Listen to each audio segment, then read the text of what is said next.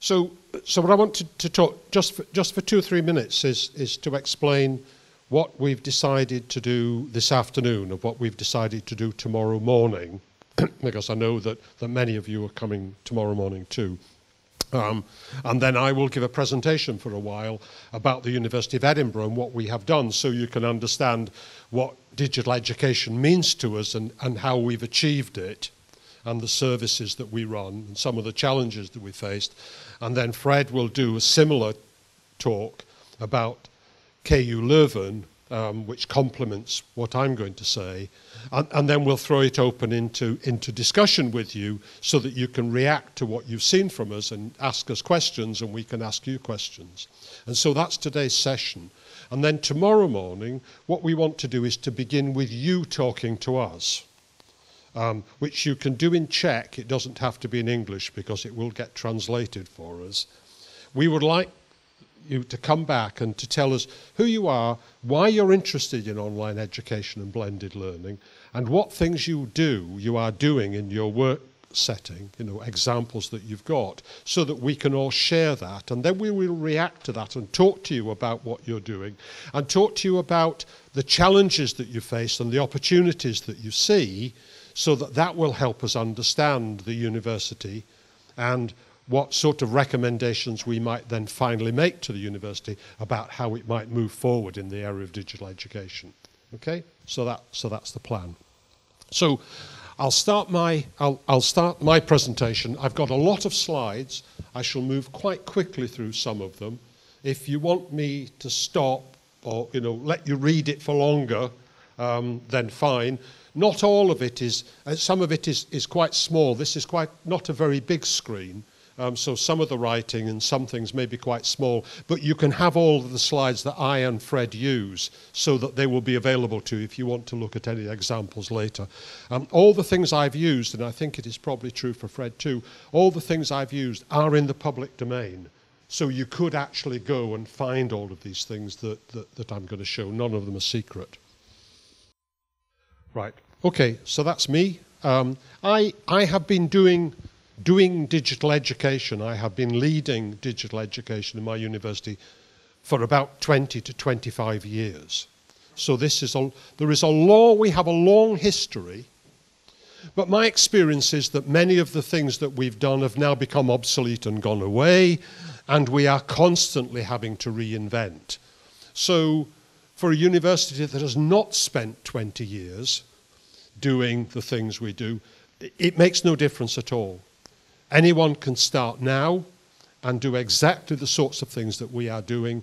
And sometimes our experience, both Fred and mine, we were talking this morning, is that some universities that have started much later than us are actually ahead of us because they do not have a legacy of old things that they do.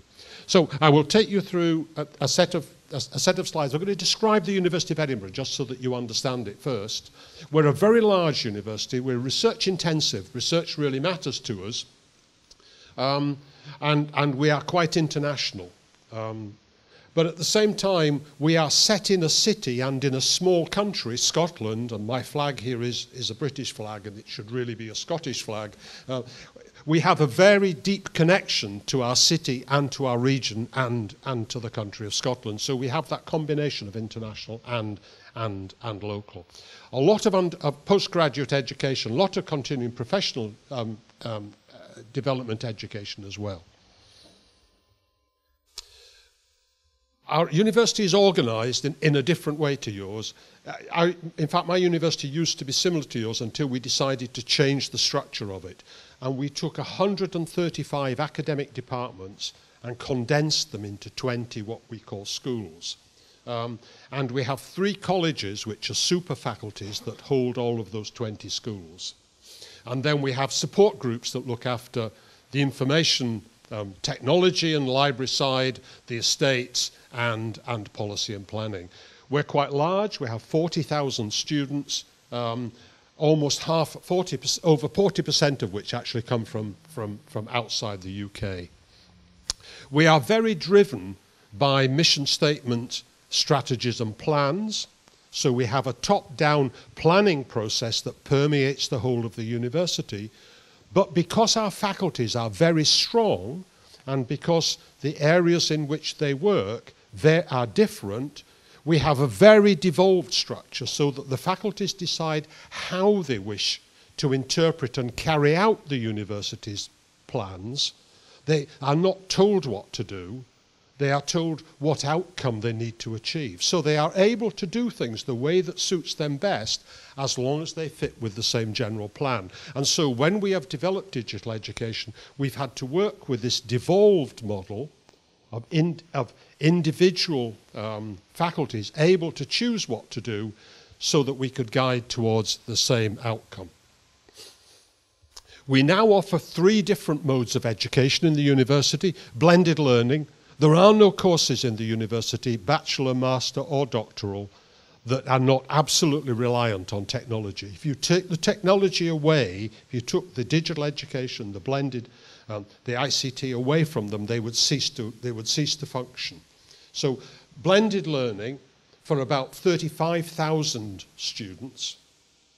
Online distance learning, which means you never need to come to the University of Edinburgh at all, at master's level only. There are about 3,000 of them, and then we have MOOCs, about 50 of those, all of which are at a lower level, and we've had about 2.2 million enrolments on the MOOCs. But so the bulk of our university business is actually blended learning. Online learning is an important part at master's level, and the MOOCs are just a huge playground in which we have fun and we teach people things they want to learn. The reasons why we've gone down this route and decided 20-odd years ago that we wanted to have digital education right across the university was that, in our view, a 21st century education cannot be done without technology permeating everything you do. It's an essential ingredient for the teaching point of view, but also in terms of the students and the skills that they learn, because our experience is that people coming back to masters and people coming back into continuous education increasingly want to do that online as they work. And so learning how to learn in an online and a blended setting for undergraduates is a key competence for them in terms of their future development and training. We also wanted to reach new student audiences within our city and our region, as well as those internationally, and technology allows us to reach people who cannot come to the campus all the time or cannot even come to the campus at all. The other reasons were opening up this flexibility, but we also needed to gain efficiencies. The number of our students has risen dramatically over the years. Our funding has actually gone downwards, not fast, but gone downwards. And so we needed to find a way of getting flexibility. Real estate buildings are hugely expensive to make. And so we need to accommodate more students, more teachers in less physical space. Simultaneously, there's a pressure from outside, quality assurance from government, from employers, expectations that technology and good quality technology will be there. And of course, all our peer universities like KU Leuven are doing the same thing, and we cannot afford to fall behind. So there's a pressure there that you need to stay up there with your competitors, because we do compete. A very short history of what we've done over the last 25 years, which began with an interesting experiment from which we learned a lot, which was that we decided in 1992, when email was just coming through and becoming stable, that we thought all students should be given an email account. This was at a time when you couldn't just get an email, like a Gmail account. You needed to be given one. All students should have an email account, all faculty, all academic staff, all support staff should have email, so that they could talk to each other if they needed to and actually do whatever they liked with it. And we learned an enormous amount about rolling out technology projects by the enthusiasm that we got for that, but also the resistance that we had from that, and also an understanding that it's difficult to predict what will happen. And I'll give you an example. Some of our faculty were very resistant to the idea of email being given to all students, because they thought that students would email them all the time and they'd be washed away in this avalanche of email. And of course, it never happened. They never did. They had no special interest in talking to their teachers all the time. There were much more interesting things to do. So that prediction of doom never happened. But what did happen was that the students talked to each other, and they started to use it in class to talk to each other.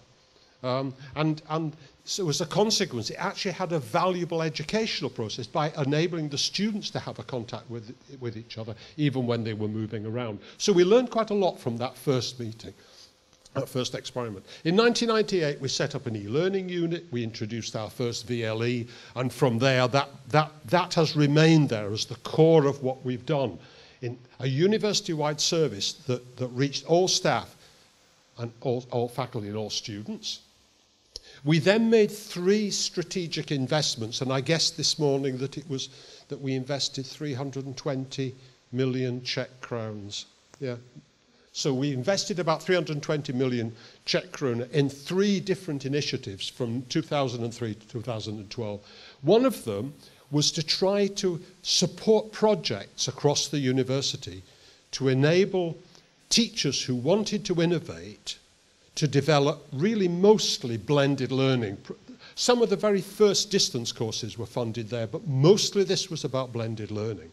And what those funds did was that they enabled individual professors to take some time out of their teaching and to hire assistants if they needed it, and to buy software licenses if they needed it, all within our site. So they didn't take it away and do it somewhere else. They did it in the open and shared. So that we supported those right across the university. The target was to reach as many different places in the university as possible.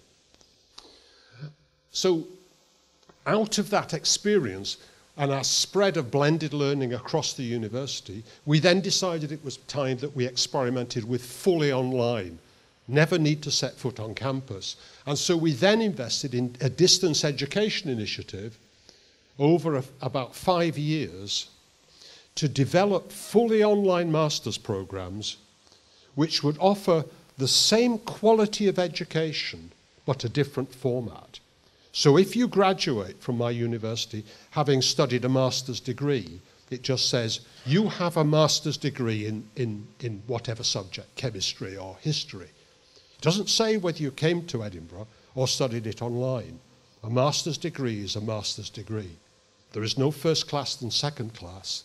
They are all the same quality, the same learning outcomes, just a different way of learning, a different way of delivering. And because UK universities charge fees for master's courses, we charge exactly the same fee if you study at a distance as if you come to the university. It's not little. It's not a cheap model. This is an expensive model, and the cost of teaching in it is high. No real estate, but the cost of teaching in it is high. And then finally we decided, as MOOCs came on, that we wanted to be in there fast, and so very early we joined the MOOC process. We've now developed 50 MOOCs, 2.2 million enrollments, a huge number of people. And we put money into, but we had a phenomenal return on investment. And one of the return on investment was actually the sheer fun of doing MOOCs, the sheer fun of teaching when you have a blank sheet of paper to learn. And I'll talk a little bit about the impact of that. So that's the main process that we've been to. And so now we've got to a point at which we've got a central technology and education learning service. And we also have local services. So some of our faculties, schools, run their own in collaboration with the centre. And we have a community of practice and a showcase for researchers and support staff. If you want to read it, that's a sort of a small sample of the range of services, but I'm going to show you some of this in pictures and images so that if you want to actually go and look later online, you will be able to find them. So we have a big suite of programs, both for physical real estate like teaching rooms and also for fully online. But this last one is important. All of the services we build, unless they're experimental, all of the services we build can be accessed with one single login and password. It works for everything. They are all integrated and they are all linked to our digital student record. So that when you choose to use shall we say, Blackboard Collaborate, which is a way of running virtual classroom, it knows who the students are on your course, and it knows who the teachers are on your course. They don't need to enroll and sign up for it. It's there waiting for them if they choose to use it. And we populate all of our systems by using that student record that understands who is taking what courses and which teachers are teaching on which courses. And that saves a huge amount of person power to administer. It saves a huge thing. So I'll step through a set of slides and I'll show you, and I'll just talk to one or two of the things as I go through this.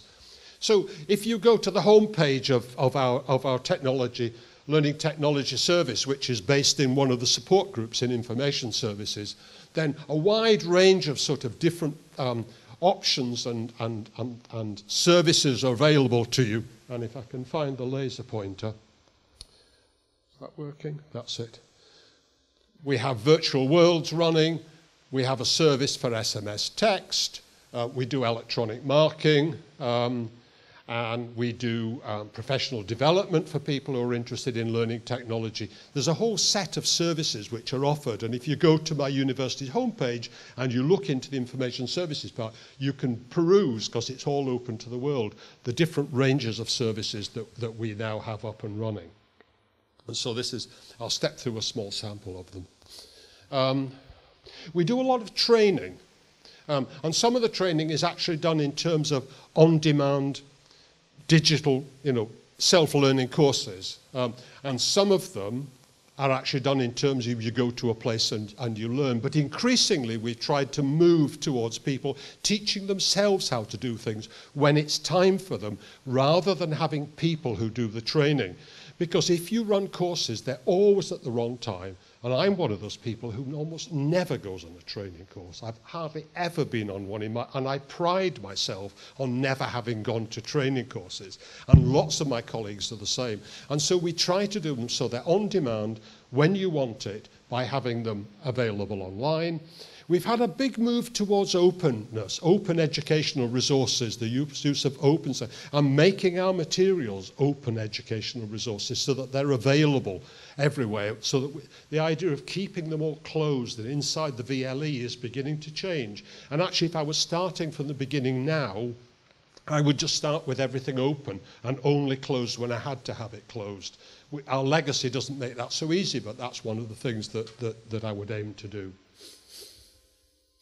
We've got sandboxes. We've got places where people can go and experiment, and UCreate is one of the places where students and teachers can go and try new things, different softwares, different sorts of technologies. And an example of that is that we brought in some 3D printers so that people could play with them and say, maybe these could be used in my course. Or students actually go in there, and even when not asked, will build projects in 3D printers and bring them into their traditional classroom settings and use them. And these aren't just students in the art college. These are students in all subject areas, because they're really smart and they think fast. And you learn from them being able to experiment and play, as well as you being able to experiment and play.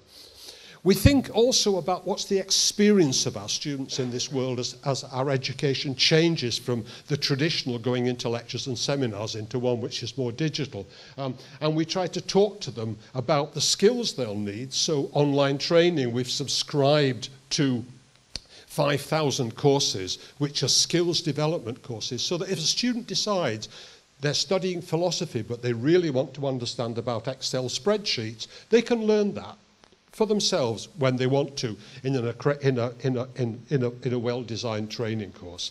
We've got some people experimenting with Wikipedia as part of their teaching and assessment. So instead of going, Wikipedia, don't touch it, we set them projects to actually write materials into Wikipedia, experiments with open internet exams. So instead of fighting the internet, you say, hey, you can use the whole internet, but you've got to turn that into an answer to this question, and that's a real skill. So we've tried to allow, alongside the sort of solid core of e-learning services which are run and organized and managed, we've tried to allow also for a huge amount of experimentation, but experimentation that's visible to us so that we know what it is and other people can learn from it. And I won't spend any more time on it. These are all clips that I've taken from the university website, and some of these things I shall come back to later. So I want to talk about a set of different things, and the first thing I want to talk about is about exploration and innovation, because I think that for the teacher, and certainly for me as a teacher, the way I came into this was when the web was new, was because I wanted to experiment and see whether I could do a particular thing. And actually that particular thing was let my students check that the marks that we'd written down for them against their essays and assignments were right, you know, that we'd got the correct data. And actually the embarrassing thing was that sometimes we didn't have it right, and, you know, they'd really got 65 and you'd put in 56 and things like that. They found those mistakes really quickly. So it's about experimenting in innovation. And so with the MOOCs, we decided that what we would do is we would go into this area so that those teachers who wanted to experiment and have a place where they could do different things could explore and play. And this has been hugely valuable for us. And I think that for any university, thinking about whether you can use this as a sandbox, as a playground, is worth thinking about.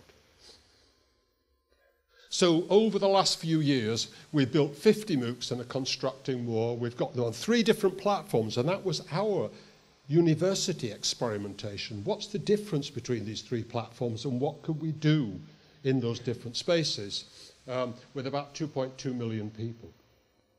And some of the data that I've taken, which is from last September, and you get huge numbers like, you know, 30 million video views and all of that. But the really important numbers to me are these.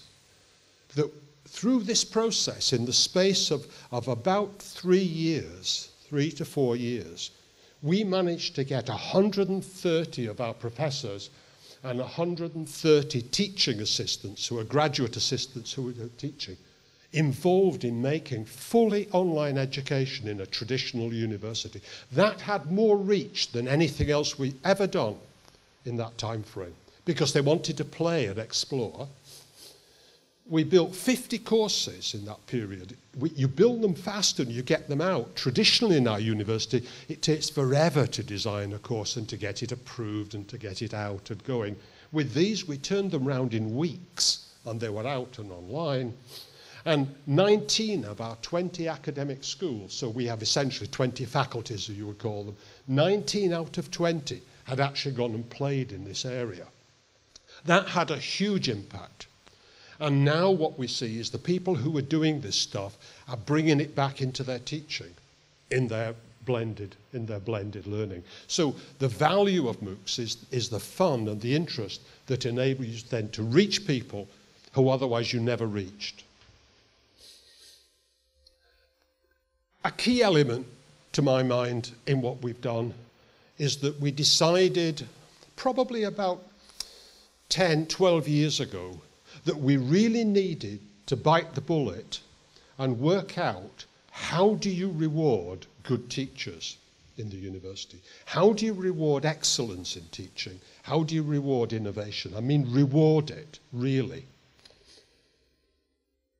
And so if you go and look at our human resources website, which contains the data, and again, all of this is open, and look at our pay and reward system, you find within it examples that tell everybody how we do promotion and how we do payments to our professional staff. So these are support staff that we call professional staff, and to our academic staff. And if you go to our academic staff pages and look at it, you will find in there the academic promotion process, which includes how you demonstrate excellence in student education, in other words, in learning and teaching. It is possible now to be a full professor at my university on the basis of excellence in teaching alone. And we have examples which show people how to present a portfolio of excellence in teaching. They all know how to do it in research. It's never been a problem. But in teaching, it was difficult, and we worked hard at that. So if you wanted to steal them, feel free, because they all sit there and open for anyone who wants to take them. We also have a very public reward system. We have 2 sets of awards. One's called the Chancellor's Award. Chancellor to us is not the same as Chancellor to you. It is a person who is a figurehead. In fact, she's in the middle there. She's a member of the British royal family. And so we have a set of awards to outstanding teachers, outstanding members of faculty, either for their research, which may be too small to read, either for their research or for their teaching. And every year, these awards are made, and somebody is given that award on the basis of innovation and excellence in teaching. It's very public, and we do exactly the same for our professional services, for our support staff. So this is Amy Woodgate, who worked for me for many years, who was the person who ran all of our online education and all of our MOOCs. So we reward in public as well those staff who were involved in it.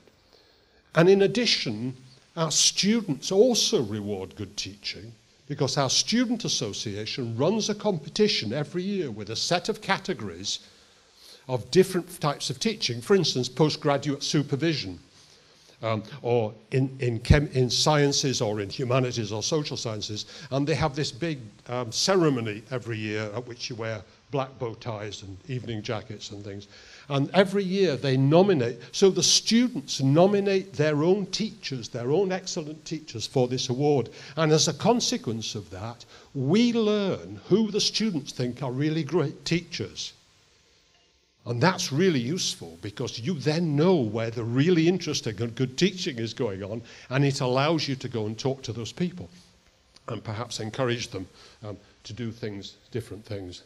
And then, because we're doing a lot of building work, and we're always covering our buildings with scaffolding and things, we now put photos of all of those people who've won awards, the students, and all of those teachers who've won awards and excellence in teaching, and we put them up on the buildings and the roadworks that are being done, so that everybody in the street can see how much we value teaching and how much we value this.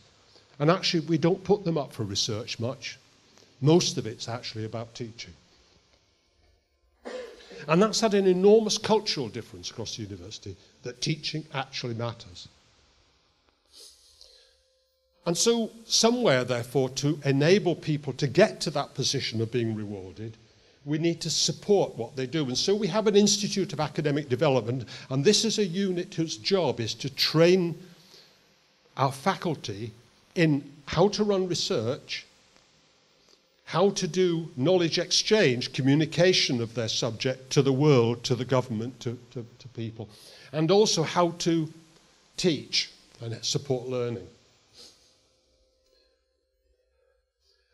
And university teachers can now, and actually soon probably will have to, have a qualification in higher education teaching.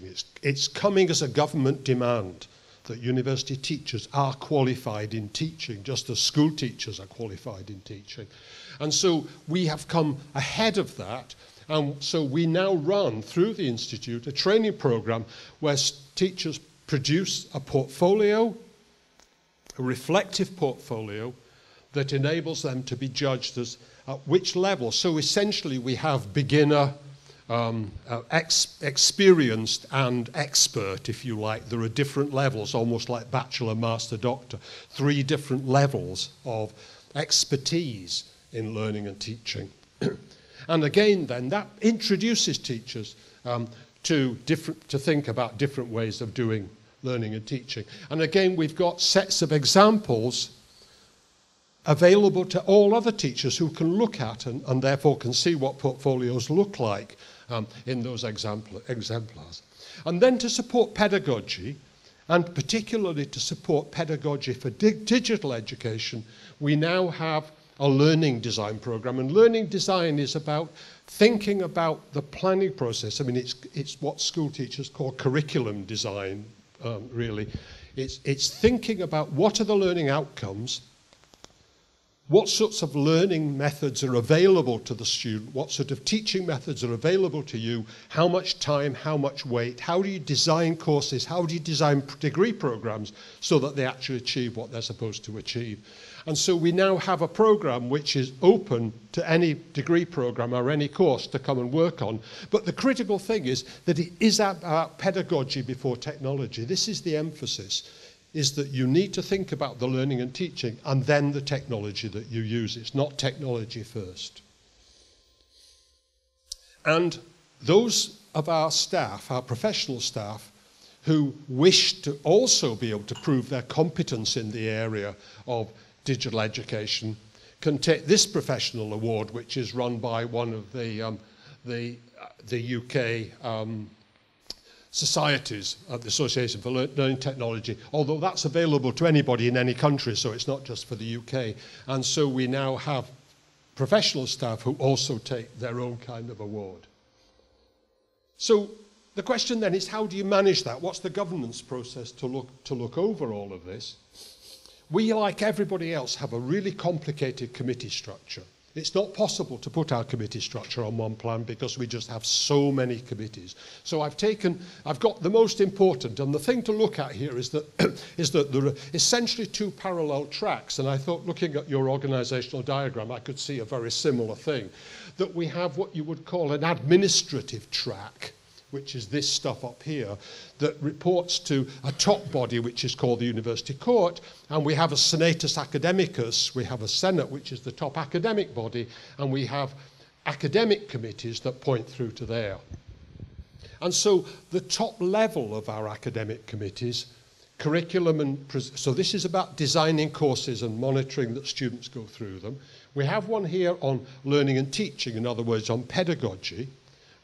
We have one on quality assurance, which is checking that we are doing what we think we do. And then we've got another one, which is about researchers and their experience as employees. And each of these areas has a vice rector, as you would call it, vice principal, as we would call it. Digital education for us is just a part of learning and teaching. It isn't a separate entity. So a few years ago, we got rid of our digital education committee as such, because we used to have an independent one, and we decided it was no longer appropriate. There was so much technology being used, it was just part of learning and teaching. So within learning and teaching, we have a set of what we call task groups, and these are limited lifetime groups that work for a period on something and then stop. So we have one on digital education, as we have one on assessment and feedback, and each one of these is led essentially by an assistant vice rector. We're a big university and we have a lot of assistant vice rectors, probably too many. But we have one now that looks after digital education. And so the governance flow is that these groups are tasked by our top learning and teaching committee to work on particular areas. And this is where digital education strategy is led.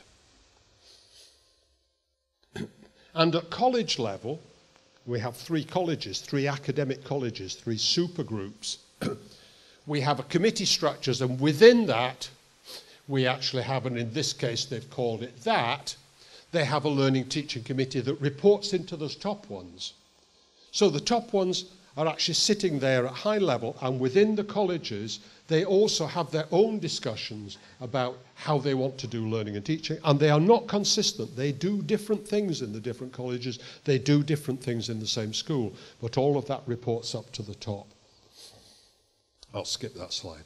Okay, another critical element is that this is a changing area, and we know learning and teaching is going to keep changing over the next 10 years. So we have a function to ensure that we're looking forward, that we know what's coming, and we know what we should be developing, and we know that together. So we are institutional members of some of those groups that enable us to look forward. New Media Consortium, JISC, which is UK-based, EDUCAUSE, which is American.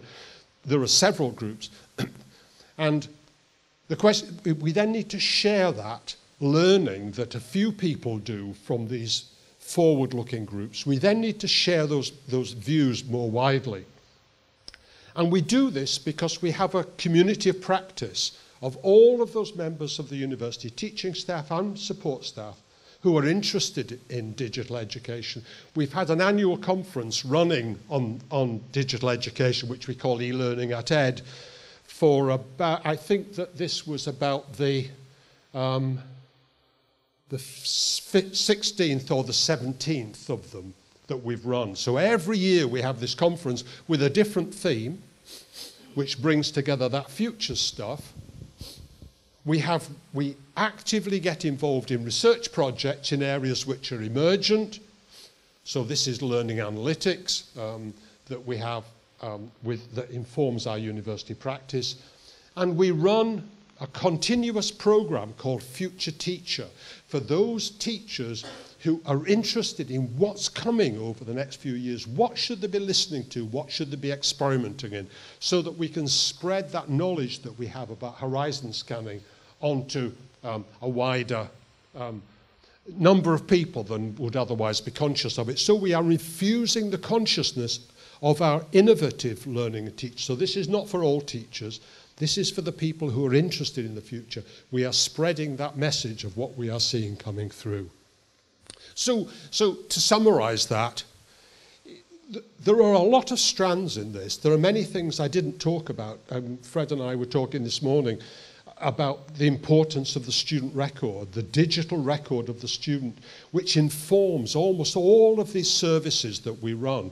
The library, I've not really talked much about the library, but our transition to a digital library and the availability of digital reading lists has actually been really quite important. Finding videos through library search catalogues, etc. And our move to videoing lectures and keeping those as regular. There are lots of things I've not talked about in there. So there are a lot of strands that you have to bring together. And so the critical thing about them, to my mind, is how you coordinate all of that, how you make it come together as a manageable whole for the students as well as for the teachers, and how you blend the traditional face-to-face classroom teaching with innovation. So it's hard work, takes a lot of time, it's a slow process, but it's not impossible to do. And that's it.